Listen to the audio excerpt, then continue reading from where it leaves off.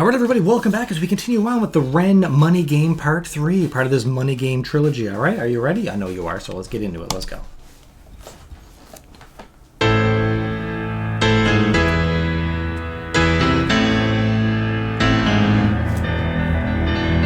like Phantom of the Opera vibes here.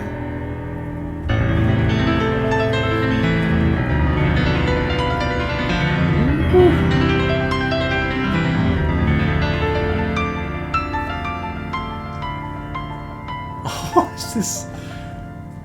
Wow. What's the symbolism with the mask over the head of this? Comment below. I asked it in the first video, but I'll ask it again. Because I haven't even released the first video at this point. Of recording this, that is. Ooh, that piano's going hard.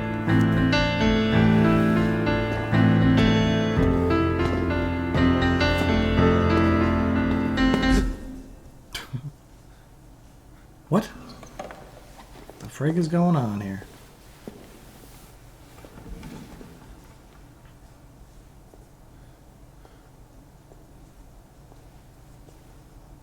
What is this? Okay, we got people in suits, corporate suits, but they're like...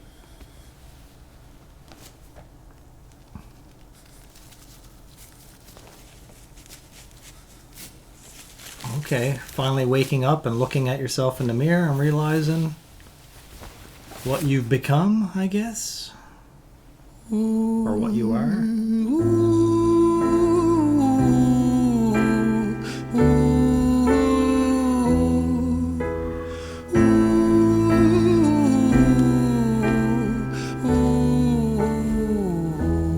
Let's quickly point out, that's 2-minute intro right there.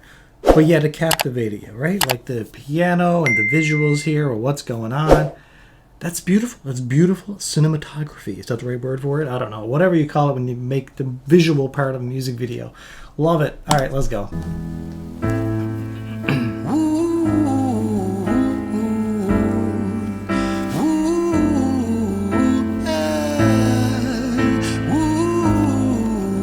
Got such a unique sound, too. Come on. Let me tell you a story about a boy named Jimmy. 1 year old and his first words were mine, mine, gimme. 2 years old he was walking, 3 years old walking quickly. 4 years old he was running round the pavements of his city. 5 years old and his daddy told him, listen here son, you gotta learn to be a man. A man he works for what he wants. 6 years old and he's reading, writing, top of the bunch. And when he's 7, his progression made him student number 1. 8 years old and he's praised for unusual grades. 9, his parents paid for private school to nurture the flame.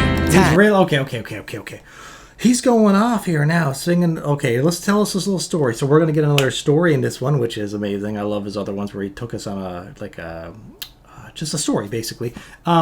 This one now, right away, we're up to 10 already, and he's basically saying, you know, that kind of lifestyle where it's just like right at the age of 4 or 5, it's like, all right, you got to work hard, and you're going to be the best in your class, and it's like whoever this is being pushed to be something, being great, like being someone great. So, what is your thoughts on it? You can comment down below. Do you think that's a good thing for a parent to push somebody to excel in school, and like, I don't know, obviously working hard is important, but like, do you think sometimes you can push too much, or should you let a kid like discover for themselves how much drive they want, or do you, like, as a parent, are you supposed to like drive that into your kid? I don't know. You comment below. Usual grades. 9, his parents paid for private school to nurture the flame. 10, 11, 12, 13, he ascends and ascends. His daddy tells him, son, money is the means to all ends. 14, solving complex mathematical equations. At 15, IQ 150, still elevating. 16, he develops complex software code that detects weaknesses in cybersecurity protocols. 17, and he sells his vision, keeping the share. Not yet an adult, but he's practically a millionaire. 18, and his daddy tells him, now you're a man. This world don't give a damn about you, so take all that you can. 19, he turns a profit, stocks and shares, invest in product. 20, double down deposits. 21, his income rockets. 22, he learns that truth is just an obstacle to wealth. If you manipulate the data, then the lie will sell itself. 23, a life of luxury, crystal and cocaine. 24, he makes the Forbes list, they're applauding his name. 25. Is he singing about anyone in particular? First, I'm like, is he singing about Bill Gates or Elon Musk or something here? Or is this like an imaginative character that he's making up of the like American dream or whatever? And one line he said there is just like, son, let me tell you, money can solve everything. And you know what? It's not like a lot of people say money don't bring happiness. And I get it. Like once you have all the money in the world, you're going to find other things to be stressed about, you know. And of course, if your health is bad or something like that, then that is more important than any amount of money. But at the same time, there's a lot of truth in it.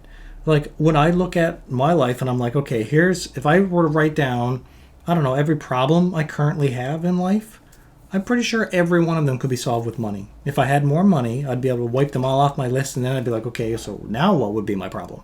But every one that I have there, every issue or stress in my life could be solved with having more money.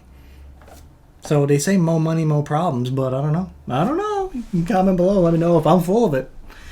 And cocaine. 24, he makes the Forbes list, they're applauding his name. 25, and his daddy tells him, listen here son, while you're sitting in that palace, that don't mean that you won. 26, a business shift, he switches business to arms. He's 27, dealing nuclear and shells in Iran. Nuclear. 28, inside the Senate, money bought him a seat. He's 29, a role of counsel in the president's suite. Now he's 30, his daddy says you're losing the race. You're just a servant to the king, not even in second place. 31, a big maneuver for his daddy's approval, moving imports over borders from the exports out of Cuba. 32, moving grams, growing kilos to tons. He's 33, filling warehouses with powder and guns. 34, turf war with nobody to stop it. Blind eye from the po-po inside of his pocket. How did this character take a turn from being super smart, being in the business world, having millions of dollars, and then running for presidency but could only get in second place, and so then that made him downfall into a life of just like crime and being like, I don't know, a drug lord or something? What the frick? Po-po inside of his pocket. It's all that pressure from his dad to be better though, you know. 35, he gets the call. I'm sorry son, but it's your father. Had a heart attack, I'm sorry, he's gone. 36, getting pissed off, abusing his product. 37, eyes glazed, disposition demonic. 38, with a prostitute, a moment of passion, heating up a silver spoon and then chasing the dragon. 39, getting reckless and hungry for power. Daddy's words are still driving him to kill and devour. Makes a move against the cartel, but the strategy's flawed. They retaliate and leave him in a hospital ward. A bullet buried in his vertebra and one in his leg. The doctor sighs and says, I don't think you'll be walking again. Fuck. What the frig? This story? What a life that this person led though. For good or bad. Obviously he's a messed up life right from the get-go. But my God, it's better than, would you say it's better than just living a normal life, graduating, and then having a regular job, like, I don't know, at a call center taking calls all day for 30 years? The ups and downs, like on this character.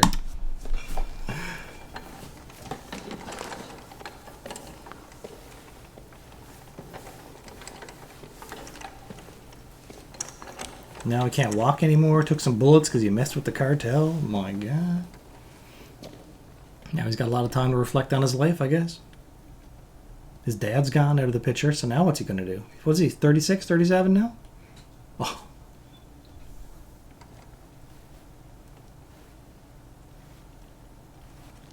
Let me tell you a story about a boy named Jimmy.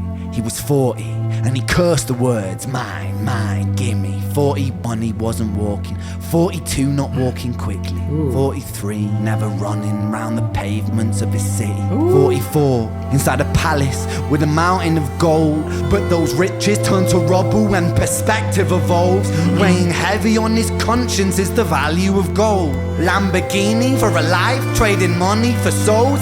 Jimmy followed the code inside the land of the free. Put your hand inside the cookie jar, take more than you need. And his example is exaggerated versions of me. And it's a version of him, and it's a version of she, and it's a version of you. There's no escaping the blame. The way we live is parasitic. Fuck the money and fame. Cut the music. You put such passion in his music. It's crazy. This isn't entertainment. This is real life. The way we live is lunacy. Community, it declines. Hyperpolarized, always fighting, then we divide. Truth is less important than the money that we designed. Money's an invention. True. Politics from our invention. They all come from people's ideas. Did I mention? Border's an invention. Law and order fuel the tension. It leads to people killing each other. My solution. Okay, hold on. Okay, now he's getting really, music fades away, and he's just like, listen up. Now he really gets your attention because he's like, listen, I'm talking directly to you, the viewer. Here's what's up, right? Now, when he was still singing there and like kind of freaking out, he mentioned like that, when you get that amount of money, like to expand on what I was saying earlier, when you get that amount of money where you write about Lamborghinis and stuff, then it can corrupt, and then you start to lose all your happiness. But what I was referring to is like, enough wealth to be comfortable, till you get to the point where it's just like, okay, rent, bills, food, everything's taken care of, and you got a little bit of money in your pocket to be like, do what you want. You want to go to a movie theater, you want to just like take a vacation once or twice a year, take a family vacation. When you get that amount of wealth, that's a good amount, because then that takes a lot of the burden and stress off your life. But when you get to the point, like he said, billions of dollars and your Lamborghinis and this and that, and you're worried because then you want the newer Lamborghini and you got to make more money on the stock. When you get to that point, then you start getting more stressed because then you're just getting obsessed with greed and money and wealth, right? So there's levels to it is what I'm getting at. Anyway, I'm going to shut up now. Yeah, I'm on my rants. But these videos make me reflect and think a lot, and I like to just pause it and reflect. That's the whole point of it. It's art, right? It's interpretive art, and I'm going to interpret it my way. Even if I may be wrong. Maybe I am. This is freaking cool. What's he going to do now? I'm afraid, though, with that gun. Oh, no. I'm afraid what he's going to do. What is he, 40-something now, and his life just spiraled down? Nope. Don't do it. You can dig your way out of it. Get your life back in order. Everything is subject to change.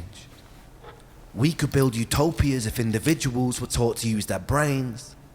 But if we teach kids in schools to always be sheep and put themselves before the herd if there's more money for me, then there's no future I see where the humans survive with parasites inside a petri dish with cannibal minds. Mold will grow upon the surface then consumes till it dies. And our fate could be the same without this story to the wise. Wow. It's friggin' poetry. It's music and poetry and rhyming and rapping and everything. Oh no. 45. Jimmy comes home out of the rain, soaking wet upon a wheelchair, drinking again. He is everything he wants, he is fortune and fame. He's a fortunate fool with an unfortunate fate. With a 45 caliber aimed at his brain. 45 a fitting number cause his age is the same. Here's the words of his father. It's such a damn shame. Such a damn shame, words of his father. Then he presses on the trigger of a money game.